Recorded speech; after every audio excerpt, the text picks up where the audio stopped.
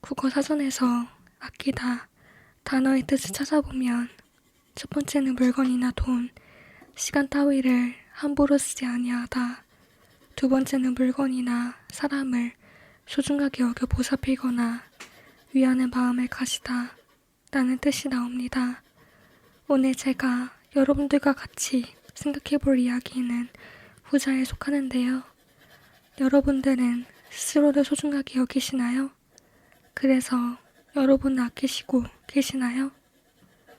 저는 그렇지 않았습니다.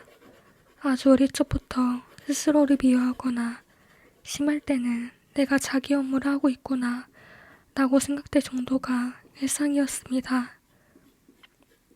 돌이켜보면 제 잘못이 아님에도 불구하고 내가 좀 더 잘했다면 일어나지 않았을 거야. 그러니 이것은 내 잘못이야 라며 스스로를 자책하거나 혹은 잘못한 상황이 아니더라도 그냥 스스로를 사랑하지 못했던 날들이 있었습니다. 아마도 어릴 적에 부모님에게 항상 꾸중을 듣거나 제 잘못이라고 했던 말들에 영향이 있었던 것도 같아요. 칭찬을 들었던 적은 아주 드물었고 어릴 적에 음료수를 쏟았는데 혼나지 않고 넘어간 일이 선명하게 기억날 만큼 혼나지 않은 기억은 손에 꼽았으니까요. 나를 사랑하지 않으면 남에게도 사랑받을 수 없다 라든지 나를 사랑하지 않으면 남도 사랑할 수 없다 라는 말을 한 번쯤 들어본 분들도 꽤 계실 것 같은데요. 저는 이 말을 실제로 들어본 적이 있습니다. 우울증이 꽤 심했을 때는 자기 업무도 같이 따라왔기 때문이에요. 그때는 이 말이 어떤 의미인지 잘은 알지 못했고 남에게 사랑받지 못하는 건 내가 사랑받을 수 없는 사람이기에 당연한 것 아닌가? 라는 생각을 할 정도였습니다. 미움도 떡 하나 준다는 얘기는 있지만 미운 사람을 사랑하거나 아껴줄 수는 없잖아요. 그건 제 스스로에게도 마찬가지였습니다. 저를 사랑하지 않기에 아껴주지 않았고 하루를 대충 살아내고서 하루 종일 휴대폰을 붙들다가 의미 없는 하루로 마무리하는 것이 일상이었어요. 그런데 요즘은 저를 아껴줘 하는 일이 의무가 되었습니다.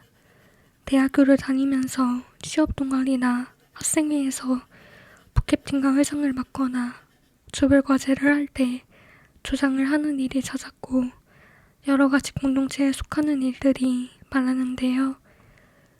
그러다 보니 첫 번째로는 나를 사랑하지 않으면 남에게도 사랑받을 수 없다 라는 말에 신경 쓰였습니다. 사랑받지 못하는 사람이 책임 있는 자리에 서서 일을 제대로 할 수 있을까요? 사람들은 저를 신뢰할 수 있을까요? 제가 맡은 자리들은 어느 정도 사랑받아야 할 수 있는 일들이었습니다. 미혼 리더와 일을 함께 한다는 건 꽤 스트레스라는 것을 알고 있거든요.